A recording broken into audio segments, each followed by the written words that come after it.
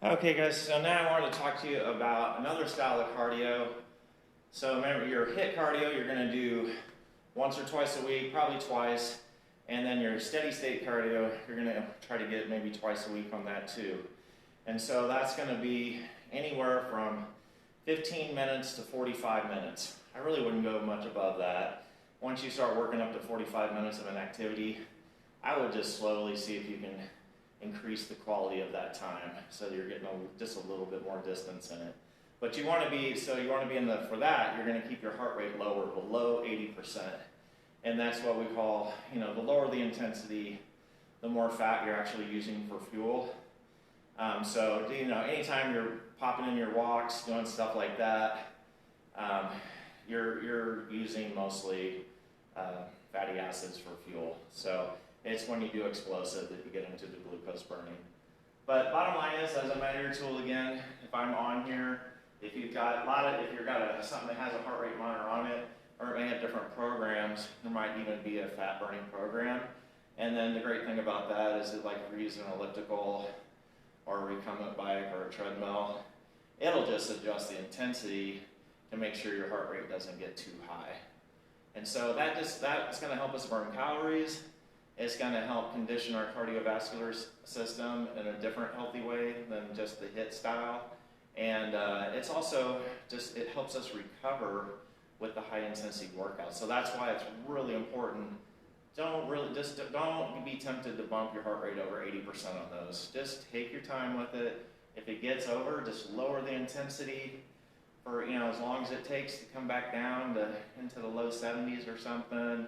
You can slowly let it build back up again, but keep it low.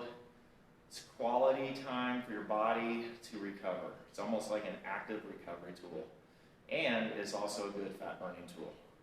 Okay, so your total calorie burn won't be super high doing those style of workouts, but is highly beneficial to your overall health. So you're going to sneak in, a couple steady state cardio, fat burning mode workouts a week. And to be honest, you could do that, you could literally do that as much as you want. And it's not ever going to have a negative impact on your high intensity or weight training. So just pop those in. You only got 15 minutes on a treadmill or something, or going outside for a walk. Go for it. Maybe later in the day you can do another 15. Maybe before bed you can get 30 in. Just trying to keep popping those in a lot. That's another reason I like the Fitbit, is tracking those steps all day long. And I try to average well over 10,000, but once you establish your baseline, I've known people that they might only even start at 3,000 a day. For them to get to 5,000, that's a huge improvement. We're not trying to go from 3 to 10.